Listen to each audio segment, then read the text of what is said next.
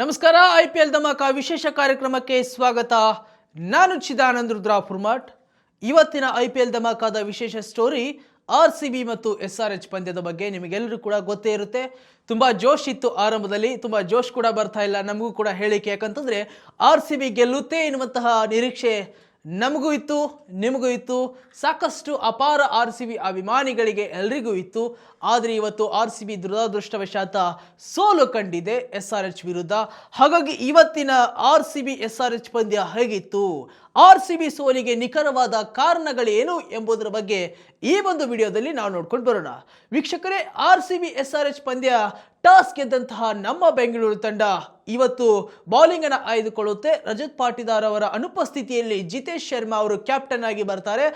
ಅಂದ್ರೆ ರಜತ್ ಪಾಟಿದಾರ್ ಅವರು impact player ಆಗಿ ಬರ್ತಿದ್ರೆ, ಯಾಕಂದ್ರೆ ಸಣ್ಣಪುಟ್ಟಿ ಇಂಜುರಿ ಇತ್ತು, ಸಣ್ಣಪುಟ್ಟ ಗಾಯದ ಕಾರಣದಿಂದಾಗಿ ರಜತ್ ಪಾಟಿದಾರ್ ಅವರು ಕ್ಯಾಪ್ಟನ್ ಆಗಿ ಬರಲಿಲ್ಲ. ಯಾಕಂತಂದ್ರೆ 20 ಓವರ್ಗಳ ಕಾಲ ಕ್ರೀಡಾಂಗಣದಲ್ಲಿ ನಿಂತು ಆ ಒಂದು ಮ್ಯಾಚ್ ಅನ್ನ ನಿಭಾಯಿಸ್ತಕ್ಕಂಥದ್ದು ಸಾಧ್ಯವಿರಲಿಲ್ಲ ರಜತ್ ಪಾಟಿದಾರ್ ಅವರಿಗೆ. ಹಾಗಾಗಿ ಬ್ಯಾಟಿಂಗ್ಗೆ ಮಾತ್ರ ಆಸಕ್ತಿಯನ್ನ ತೋರಿಸಿದ್ರು ಪಾಟಿದಾರ್ ಅವರು. ಹಾಗಾಗಿ ಜಿತೇಶ್ ಶರ್ಮಾ ಅವರು ಬಂದ್ರು. ಜಿತೇಶ್ ಶರ್ಮಾ ಅವರು ಬಂದಂತ ಸಂದರ್ಭದಲ್ಲಿ ಬೌಲಿಂಗ್ ಇಳಿದ್ರು.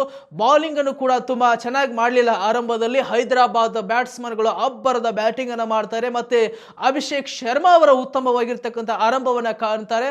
ಮತ್ತು ಟ್ರಾವಿಸ್ ಹೆಡ್ ಅವರು ಕೂಡ ಒಳ್ಳೆಯ ಬ್ಯಾಟಿಂಗ್ ಅನ್ನ ಮಾಡ್ತಾರೆ. ಅಂದ್ರೆ ತುಂಬಾ ಟೈಮ್ ನಿಲ್ಲಲಿಲ್ಲ, ವಿಕೆಟ್ ಅನ್ನ ಕಳೆದುಕೊಳ್ತಾರೆ ಅಭಿಷೇಕ್ ಶರ್ಮಾ ಮತ್ತು ಟ್ರಾವಿಸ್ ಹೆಡ್ ಅವರು ಕೂಡ. ನಂತರ ಬಂದಿರತಕ್ಕಂತಹ ಕ್ಲಾಸಿನ್ ಅವರಾಗಿರಬಹುದು, ನಿತೀಶ್ ರೆಡ್ಡಿ, ಹೀಗೆ ಬೇಗನೆ ವಿಕೆಟ್ ಅನ್ನ ಕಳೆದುಕೊಳ್ತಾರೆ. ಆದ್ರೆ ಒಬ್ಬ ಬ್ಯಾಟ್ಸ್ಮನ್ ಮಾತ್ರ ಕ್ರಿಸ್ ಕಚ್ಚಿ ನಿಲ್ತಾರೆ, ಅದು ಇಶಾನ್ ಕಿಶನ್.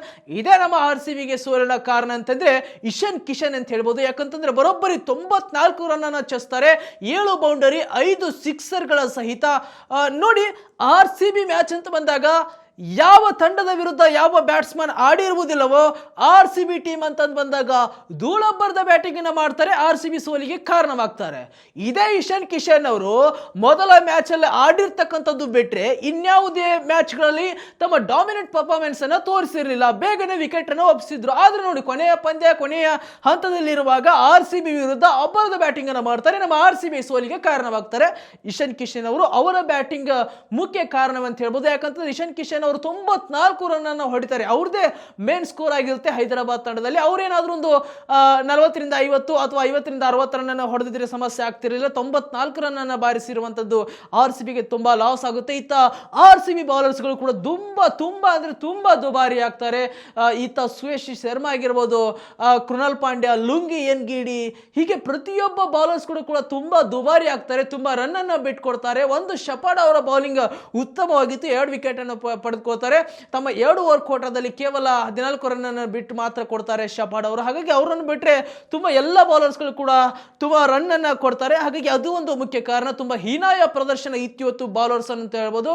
ಕೊನೆಗೆ SRH ತಂಡ 231 ರನ್ ಅನ್ನು ಬಾರಿಸುತ್ತೆ. ತುಂಬಾ ಕಠಿಣವಾಗಿರ್ತಕ್ಕಂಥ ಟಾರ್ಗೆಟ್ ಅನ್ನು RCBಗೆ ನೀಡುತ್ತೆ.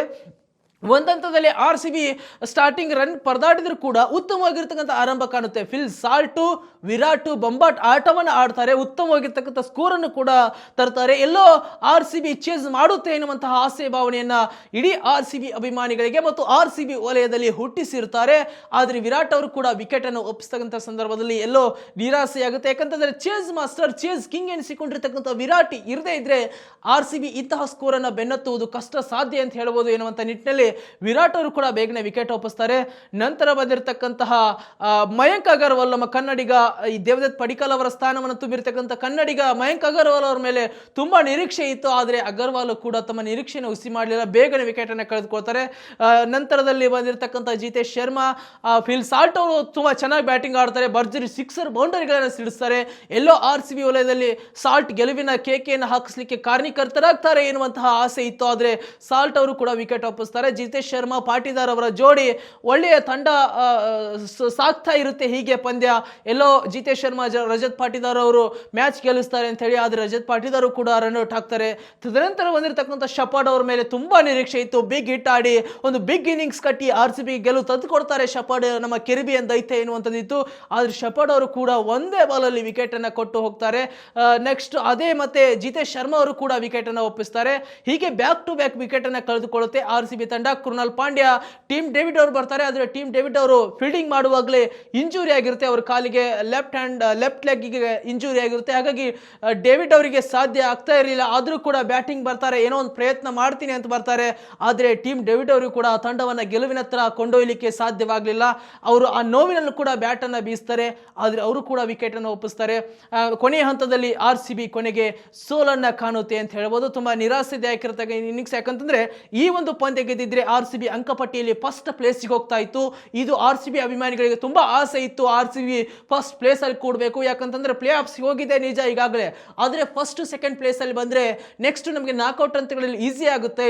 ಒಂದು ಮ್ಯಾಚ್ ಗೆದ್ರೆ ಡೈರೆಕ್ಟ್ ಫೈನಲ್ಗೆ ಹೋಗ್ತೇವೆ, ಸೋತ್ರು ಕೂಡ ಇನ್ನೊಂದು ಅವಕಾಶ ಇರುತ್ತೆ. ಹಾಗಾಗಿ ಇನ್ನೂ ಅವಕಾಶ ಇಲ್ಲ ಅಂತಲ್ಲ, ಆದರೆ ಬೇರೆ ತಂಡಗಳ ಮೇಲೆ ಡಿಪೆಂಡ್ ಆಗಬೇಕಾಗುತ್ತೆ. ಗುಜರಾತ್ ಟೈಟನ್ಸ್ ತಂಡ ಸೋಲ್ಬೇಕಾಗುತ್ತೆ, ಇತ್ತ PBKS ಪಂಜಾಬ್ ತಂಡವು ಕೂಡ ಸೋಲ್ಬೇಕಾಗುತ್ತೆ. ಹಾಗಾಗಿ ಬೇರೆ ತಂಡಗಳ ಮೇಲೆ ಡಿಪೆಂಡ್ ಆಗಬೇಕಾಗುತ್ತೆ. ಆದರೆ ಗೆದ್ಬಿಟ್ಟಿದ್ರೆ ಚಿಂತೆ ಇರಲಿಲ್ಲ, ನೆಕ್ಸ್ಟ್ ಮ್ಯಾಚ್ ಇತ್ತು, ನೆಕ್ಸ್ಟ್ ಮ್ಯಾಚ್ ಕೂಡ ಗೆದ್ಕೊಂಡ್ಬಿಟ್ಟಿದ್ರೆ RCB ಫಸ್ಟ್ ಅಥವಾ ಸೆಕೆಂಡ್ ಪ್ಲೇಸ್ ಅಲ್ಲಿ ಇರ್ತಿತ್ತು, ಮುಂದೆ ಪ್ಲೇ ಆಫ್ಸ್ ಅಲ್ಲಿ ತುಂಬಾ ಈಸಿ ಆಗ್ತಾ ಇತ್ತು. ಇದು ಕೂಡ RCB ಅಭಿಮಾನಿಗಳಿಗೆ ತುಂಬಾ ಬೇಸರದ ಸಂಗತಿ ಅಂತ ಹೇಳ್ಬೋದು. ಅದೇ ಮುಖ್ಯವಾಗಿರ್ತಕ್ಕಂಥ ಕಾರಣ ಇಷ್ಟೇ, RCB ಬೌಲರ್ಗಳು ದುಬಾರಿಯಾಗಿದ್ದು ತುಂಬಾ ರನ್ ಅನ್ನು ಬಿಟ್ಕೊಟ್ಟಿರುವಂತದ್ದು ಮತ್ತು ಇಶಾನ್ ಕಿಶನ್ ಅವರ ಭರ್ಜರಿ ಬ್ಯಾಟಿಂಗ್ ಇವತ್ತು RCB ಸೋಲಿಗೆ ಕಾರಣ ಅಂತ ಹೇಳ್ಬೋದು. ಅದೇನೇ ಇರಲಿ, RCB ಮತ್ತೆ ಪುಟಿದೇಳಲಿ, ನೆಕ್ಸ್ಟ್ ಲಕ್ನೋ ಜೊತೆ ಇದೆ, ಅವತ್ತಿನ ಪಂದ್ಯ ಗೆಲ್ಲಲಿ. ಇನ್ನೊಂದು ವಿಡಿಯೋದೊಂದಿಗೆ ಬರ್ತೇನೆ, ಕಂಪ್ಲೀಟ್ ಸ್ಟೋರಿಯೊಂದಿಗೆ. ನಮ್ಮ ಸ್ಪೋರ್ಟ್ಸ್ ರಿಪೋರ್ಟರ್ ರಮೇಶ್ ಕೋಟೆ ಅವರಿದ್ದಾರೆ, ಅವ್ರನ್ನು ಕೂಡ ಮಾತಾಡಿಸ್ತೇನೆ. ಅವ್ರೇನು ಹೇಳ್ತಾರೆ, ಸೋಲಿಗೆ ಕಾರಣ ಎನ್ನುವಂಥದ್ರ ಬಗ್ಗೆ ನಾವು ಮತ್ತೆ ಮಾತಾಡ್ತೇವೆ. ನೀವು ನೋಡ್ತಾ ಇರಿ ವಿಶ್ವಾನಿ IPL ಧಮಾಕ ವಿಶೇಷ ಕಾರ್ಯಕ್ರಮವನ್ನ. ನಮಸ್ಕಾರ.